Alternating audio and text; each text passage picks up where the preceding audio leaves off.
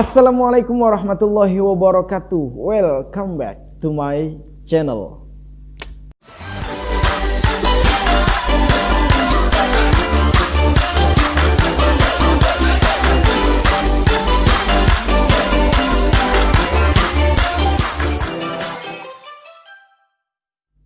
Kawan-kawan, kembali lagi bersama gua M Rizky Muhajadi di channel MR Muhajadi. Bagi kawan-kawan yang menonton video ini, gua doain mudah-mudahan kawan-kawan senantiasa disehatkan oleh Allah Subhanahu wa taala, lancar segala urusannya dan berkah segala rezekinya.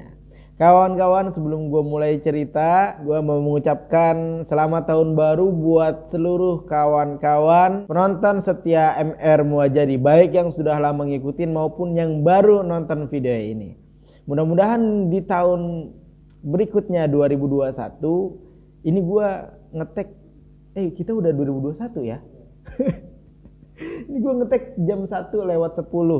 Mudah-mudahan kawan-kawan di tahun ini mudah-mudahan segala cita-citanya menjadi nyata dan lebih kuat dalam menjalani hidup yang sangat keras ini. Wadadadaw. Oke kawan-kawan, pada kali ini gue akan menceritakan pendakian Gunung Arjuno Pia Purwosari yang dilakukan oleh Bang Eka Chandra bersama kawan-kawannya. Nah teman-teman, sebelum gue lanjut cerita dari Bang Chandra ini, gue juga mau mengucapkan terima kasih buat Bang Chandra yang sudah mengizinkan gue untuk membawakan cerita mistis kali ini. Bagi kawan-kawan juga yang mempunyai kisah mistis dan mau mampir ke channel MR Muhajadi, silakan DM aja ke @ki_alhamid. Atau teman-teman pengen menceritakan kisahnya tapi kita terkendala jarak dan waktu, teman-teman juga bisa mengirimkan kisah kawan-kawan ke email gua atau DM dulu ke Instagram gua. Nanti gua taruh di deskripsi linknya. Dah, nggak usah lama-lama, kita langsung saja simak cerita mistis kali ini di Kismis. Kisah mistis.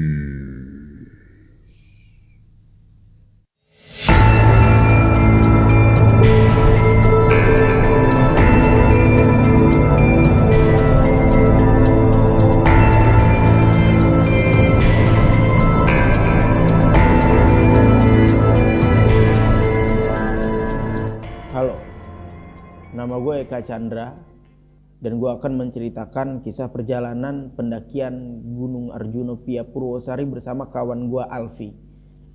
Dan perlu teman-teman ketahui bahwa Alfi ini adalah salah satu kawan gue yang indigo. Perjalanan saat itu dimulai dari Jakarta. Alhamdulillahnya di perjalanan nggak ada kendala apa-apa sampai di pos pendaftaran itu sekitar pukul 5 sore. Setelah melakukan pendaftaran simaksi, kami pun mengecek kembali peralatan-peralatan yang kami bawa, apakah sudah lengkap dari logistik, peralatan yang lain. Dan ketika kami memastikan peralatan kami sudah lengkap, kami memutuskan untuk memulai pendakian. Perjalanan kami dimulai dari ba'da maghrib. Dan sebenarnya saat kami melewati pos 1 Ontobogo, kami berdua sudah ngerasain yang nggak enak, susah buat dijelasin tapi kita berdua itu ngerasain. Kenapa gue bilang kita berdua ngerasain? Ini gue ceritain dan dia juga cerita temen gue Alfi setelah turun pendakian. Dan syukurnya setelah 1,5 jam kami pun tiba di pos 2. Setelah sampai pos 2 kami pun ngelihat alam-alam sekitar, maksudnya cuaca pada saat itu. Dan kami pikir-pikir cuaca saat itu cukup mendukung untuk kami melanjutkan perjalanan ke pos 3. Perjalanan dari pos 2 ke pos 3 itu ya nggak ada hambatan. Sampailah kita ke pos 3 di Heang Sakri. Tapi anehnya cuaca yang awalnya cerah saat itu tiba-tiba menjadi mendung dan gerimis. Ketika kami berbincang-bincang untuk melanjutkan perjalanan atau tidak, dan saat itu hujan lebat pun turun. Karena saking lebatnya hujan saat itu nggak memungkinkan untuk kami diriin tenda di situ. Akhirnya kami memutuskan untuk berteduh sambil ya beristirahat di kayak gazebo gitu, petilasan Heang Sakri. Jam menunjukkan pukul 8:30, tapi hujan belum juga berhenti. Dan mau nggak mau kami istirahat di situ, stay di situ. Walaupun kata penduduk sekitar ya dilarang untuk ngecamp di daerah situ. Singkat cerita, kami tertidur, gue juga lupa tuh jam berapa ya kami tertidur pulas. Dan ketika jam 12:30 gue kebangun. Karena apa? Karena gue ngedenger pintu petilasan itu kayak ada yang ngebuka. Karena seinget gue ketika gue berdua tidur, pintu petilasan itu gue tutup. Dan benar saja ketika gue membuka mata, ada 2 orang berpakaian hitam-hitam khas tentara zaman dahulu kayak gitu. Dan orang berdua itu pun masuk ke petilasan. Karena mata gue udah terlanjur kebuka, gue refleks untuk duduk dan memberikan salam lewat senyum gue. Menandakan bahwa gue berdua ini terpaksa tidur di sini karena cuaca enggak mendukung untuk melanjutkan perjalanan. Dan kedua orang tua itu pun kembali tersenyum dan duduk di samping gue sambil ngebuka kayak tembakau gitu dan dijadikan rokok. Tapi temen gue yang indigo ini, si Alfi, nyenyak banget tidurnya. Saat itu gue nggak berani untuk menegur kedua orang tua itu. Karena apa? Karena gue ngeliat kedua orang tua itu kayak komat kamit sambil ngebaca doa. Sekitar 30 menitan gue ngeliat, dan orang tua itu pun bertanya kepada gue apa tujuannya. Dan gue pun menjawab, gue berdua sama temen gue ini pengen ke puncak Arjuno. Tetapi karena cuaca enggak mendukung, gue memutuskan untuk rehat di sini. Gue juga bilang kepada kedua orang itu kalau gue baru pertama kali lewat sini. Dan gue ngobrol sama orang tua itu, tapi gue lebih banyak diem dan memperhatikan omongan dari kedua orang tua tersebut. Orang tua itu bercerita tentang banyak sekali, salah satunya ada sejarah-sejarah tentang candi yang ada di situ. Ya gue pun merespon, iya pak, oh iya pak, dengan rasa takzim gue kepada kedua orang tua itu. Dan di akhir obrolan, karena hujan sudah mulai reda, sekitar pukul 3 pagi, orang tua itu pun berpesan kepada gue, jika mendaki, jangan dipenuhi dengan rasa sombong. Jikalau ada orang seperti itu, ya dinasehati. Kalaupun tidak dinasehati, ya doakan saja. Karena banyak pendaki-pendaki yang sombong yang tersesat di gunung. Gue pun sontak ngerespon, oh baik pak, makasih pak nasehatnya. Singkat cerita, kedua orang tua itu pamit, katanya mau ke Sendang. Gue juga lupa nama sendangnya itu apa. Yang jelas katanya ada di samping pos 2. Sekitar jam 3:30 hujan bener-bener berhenti. Gue pun memutuskan untuk ngebangunin nih si Alfi yang lagi tidur. Setelah dia kebangun, kami pun ngerasa udah siap semua. Kami memutuskan untuk melanjutkan perjalanan. Saat di perjalanan si Alfi nanya, gue denger tadi sayup-sayup lu kayak ngomong sama seseorang. Sama siapa lu ngobrol? Gue jawab dan gue ceritain semua kejadian yang tadi gue alamin. Tapi lu tahu apa jawaban Alfi? Dia bilang yang tadi itu bukan manusia. Sebenarnya gue nggak begitu kaget ya ngedenger jawaban Alfi itu, karena emang aneh juga.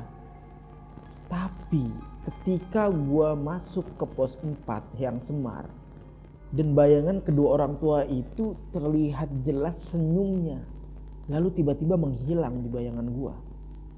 Gue yang tadi awalnya berani, sontak merinding karena apa yang gue rasain tadi. Akhirnya kami sampai di pos 4 dan saat itu hari sudah mulai pagi. Tetapi kami memutuskan untuk melanjutkan perjalanan dan ngecamp di pos 7 Jawa Dwipa karena sesuai saran dari penduduk. Ketika gue ngelewatin pos 6, gue lupa namanya ya. Di situ ada papan petunjuk dan memang di situ ada sendang. Gue pun sontak terbayang omongan orang tua tadi. Oh mungkin sendang ini yang dimaksud. Tapi karena fokus gue waktu itu ke puncak ya, dan emang udah lelah juga, hal-hal mistik kayak gitu tidak terpikirkan. Walaupun suasananya yang gue rasain itu gue merinding banget.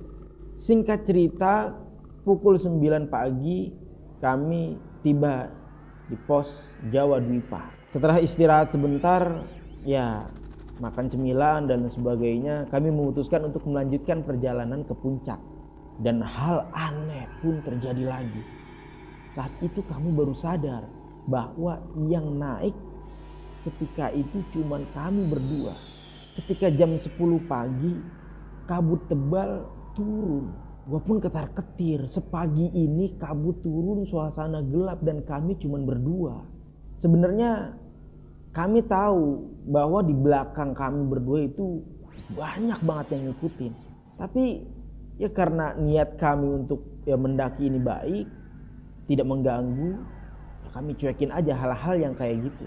Sampai di pertemuan jalur Lawang dan Purwosari, tiba-tiba kabut tebal itu pun menghilang. Dan mereka yang tadi ada di belakang yang ngikutin banyak itu pun ya perlahan juga udah mulai sirna.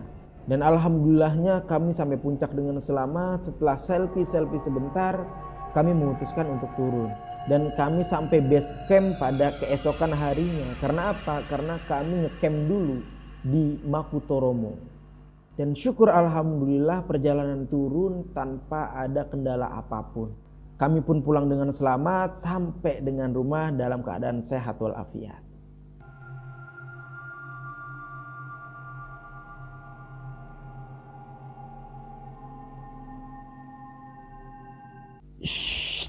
Nah, itu teman-teman cerita dari Bang Eka Chandra ketika menaiki Gunung Arjuna via Purwosari. Gimana ceritanya kawan-kawan? Bagi kawan-kawan yang ceritanya juga ingin dibacakan, silakan kirim aja ceritanya ke email gua, nanti gua taruh di deskripsi, atau teman-teman bisa DM gua ke @kialhamid. Oke kawan-kawan, dari gua itu aja. Thank you. Dan terakhir sekali lagi gua ngucapin buat Bang Eka Chandra yang udah mengizinkan gua untuk membawakan ceritanya di channel gua kali ini. Dari gua itu aja kawan-kawan. See you next video. Jangan lupa like, comment, and subscribe. Wassalamualaikum warahmatullahi wabarakatuh.